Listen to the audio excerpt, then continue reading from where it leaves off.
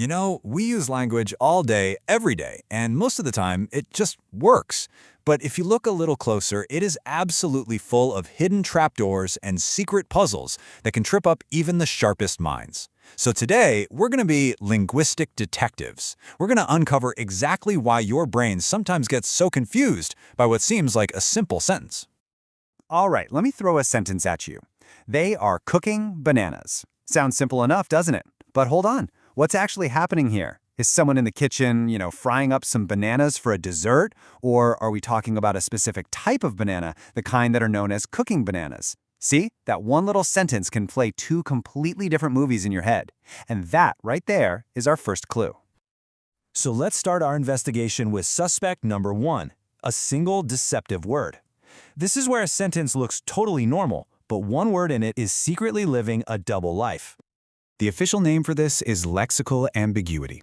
Now, lexical is just a fancy way of saying related to words. So this is what happens when one word has more than one meaning, and it creates a fork in the road for our brain. The sentence itself is built perfectly fine, but that one word is the culprit, forcing your brain to make a choice. I mean, just think about how dramatically one word can change everything. If I say, he was knocked over by the punch, what do you picture? One version is a fight, right? A fist. But the other? That's a clumsy spill at a party. Two totally different realities. And it all hinges on whether punch is a drink or a fist. Now, most of the time, context helps us figure this stuff out instantly, but the potential for confusion is always there. Like, if you hear that the proprietor of the fish store was the sole owner, well, was she the only owner? Or was she an owner who happened to specialize in selling sole? It's kind of funny. Language allows for this little bit of absurdity, and it's amazing how our brains almost always pick the right meaning without us even noticing. Okay, so we've seen how a single word can be the troublemaker. But what happens when every single word is crystal clear, but the way they're put together is the problem? That brings us to our next puzzle, the very architecture of the sentence. This is what we call structural ambiguity. In this case, the words themselves are totally innocent.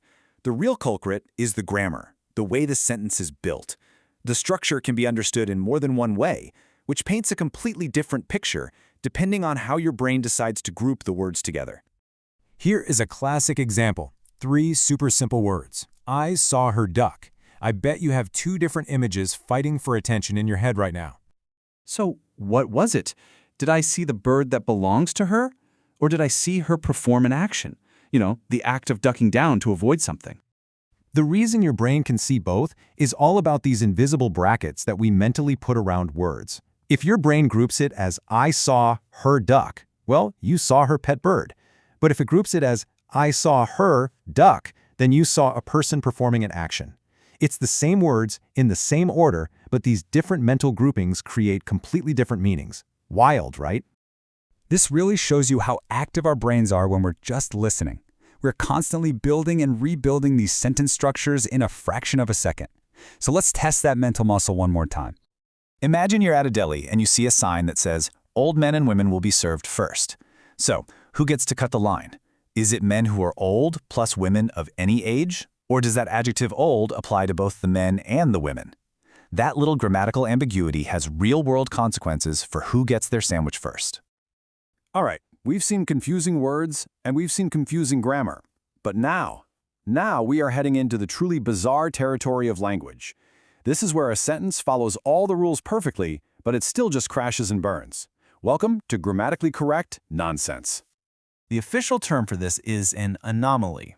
And what that means is it's a violation of semantic rules. Semantics is just the study of meaning.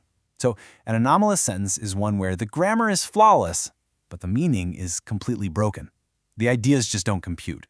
For example, take this sentence. Jack's courage chewed the bones. The structure is perfect. You've got a subject, a verb, an object. But courage is an abstract idea. It doesn't have a mouth, it doesn't have teeth. It literally can't chew anything. So the sentence makes absolutely no logical sense. Or how about this one? My brother is a spinster. Again, grammatically perfect, but the very definition of brother means male, while the definition of spinster is an unmarried woman. The two words completely contradict each other. It's like a semantic short circuit in your brain. And one more for you. James sliced the ideas. You can slice bread, you can slice a tomato, but you can't take a knife to an abstract thought. The verb sliced demands a physical object to act on, and ideas just ain't it. Perfect form, but totally empty meaning. So, we have dissected 3 very different kinds of linguistic puzzles. We had ambiguous words, ambiguous sentences, and then just pure nonsense. But what does cracking this code really tell us about how language and our brains actually work together? Okay, let's put it all together on one simple chart. Our 3 puzzles have different culprits, right? For lexical ambiguity, like he passed the port, the problem is the word. Is it a drink or a harbor? For structural ambiguity, like our cooking bananas, the problem is the grammar. How do we group the words? And for an anomaly, like babies can lift 1 ton, the problem is the meaning itself, which is just broken. Think of this as your cheat sheet for spotting these glitches out in the wild. And this really is the most important takeaway. These little quirks and puzzles aren't flaws in language. They're not mistakes.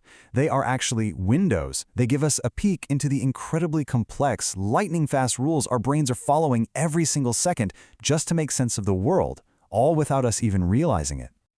So I'll leave you with this question. Now that you know what to look for, the words with double lives, the shifty sentences, the logical impossibilities, how often are you gonna see them?